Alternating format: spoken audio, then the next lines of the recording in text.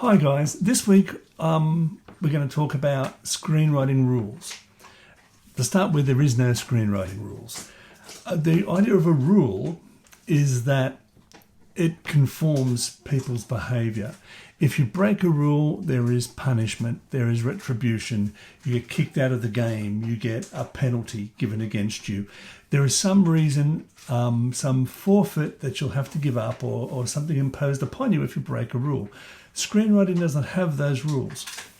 The reason a lot of those rules are there, and it sort of works against the writer in a way, it's a way of sort of a lazy way of saying to people that there is commonalities. So people say, oh, these are the basics of screenwriting, or these are screenwriting rules.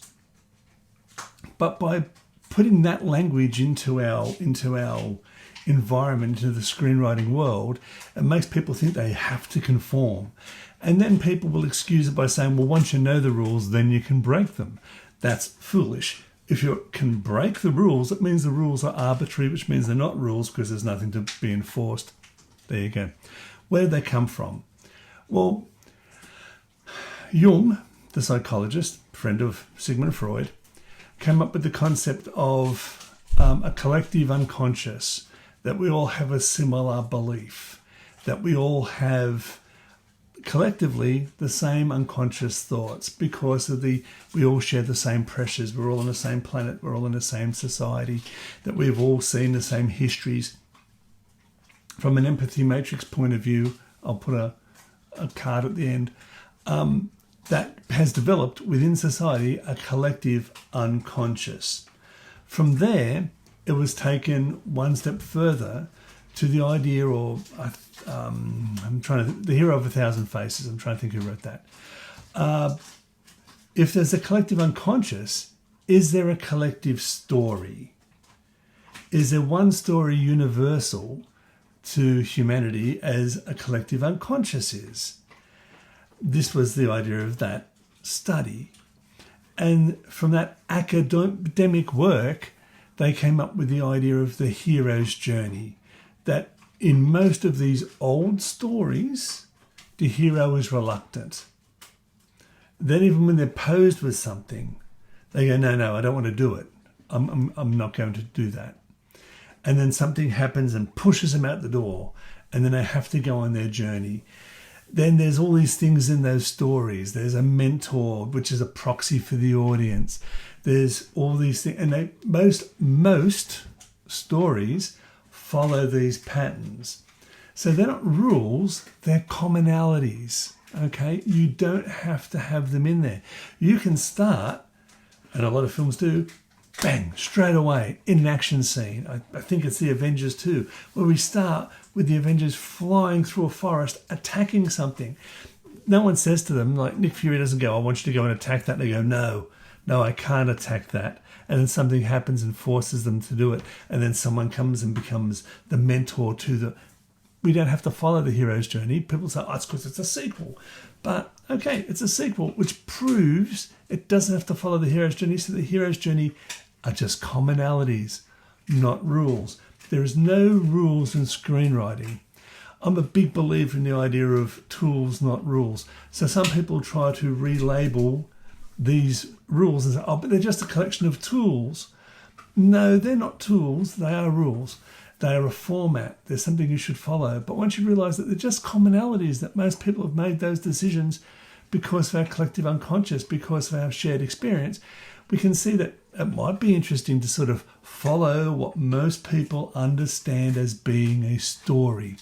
But you don't have to. You don't have to have a mentor character. Here's a story. What about if we tell the story from the point of view of the mentor? There's the Mr. Miyagi character. We see his story where Daniel is constantly doing the wrong thing. And no matter what he's doing, he can't get this person. Then it becomes a bit of a Shakespearean tragedy, because no matter what you're doing, you're pointing out the error in their ways, but they're still stuck in marching towards their own destruction, and you see the impact of that on the mentor. That's not a standard story. That's not the hero's journey. It's just a story. What tools could we use for that? Well, we could use like an empathy matrix, which is again part of maybe like the hero's journey, the collective unconscious. What has this mentor done in the past? What has this mentor said in the past? What has this mentor seen? What have they heard? These are the things these are tools to help you understand the mentor, and you go from there. Your story does not have to stick to these rules. And this is the other reason I don't really like the idea of rules. I think of them as recipes. Now, a young chef will be given a recipe when he first joins the kitchen. You're going to make the sauce. You're going to make the stock. You're in charge of mise en. So therefore, they follow the recipe. And the idea of that recipe is to make sure that every meal goes out exactly the same, and that this young chef is going to produce a product which is exactly the same as every other plate that restaurant has made. How is that original? If you follow the recipe, if you stick to the rules, how are you going to be original? Some people will sort of then stretch that and push to the edges to make out. They go, the skill is being original inside the framework. Straight away they go away from the word rules and say, oh, now it's a framework. Okay, it's a framework. It still hampers originality. Originality, you still may end up with something that looks like that. Okay, don't get me wrong. I'm not saying your stories will never resemble the human condition, the collective unconscious, the common story. But stories are about people, not about a formula. So if you write about people, there's a very good chance it may follow some of these rules and these formula, but it doesn't have to. I've seen so many posts on so many forums where people say, I've got a story and it's working quite well, but I've realised I haven't got the so-and-so thing near the midpoint, and I don't really know how to put it in. Your story doesn't need it if it's not there. It's like eating a meal and you say, I cooked something, I made the best omelette, and look across at the bench and you see there's some chives there, and you go, oh, I left the chives out. It doesn't make it any less a good omelette. Originally you planned to have chives in it, but they didn't turn up. You don't then go over and stick a handful of chives in your mouth and chew it up and go, that made the meal better. Or you don't get the omelette and cut up into little slices, sprinkle the chives in and try to push it back together and make it look like the omelette again, because now you've pushed the chives in because they were part of the original framework, formula, rules, whatever you want. Originality only comes from writing your story about the people, how they interact, what their aims are, what their goals are, what their obstacles are, what changes them as they go through life, how they react to the pressures. And the pressures come about from their actions, from the people you're writing about. A character must do something, and that must cause more things to happen. It drives the story forward. If the character stood still, the story would stop. If you're following a framework, that would not always be true. So you could sort of have the character stand still and say, oh, okay, now we're going to have the second act. So we're going to have the story change. So his restaurant burns down. He now just stands in the street rather than standing in his restaurant.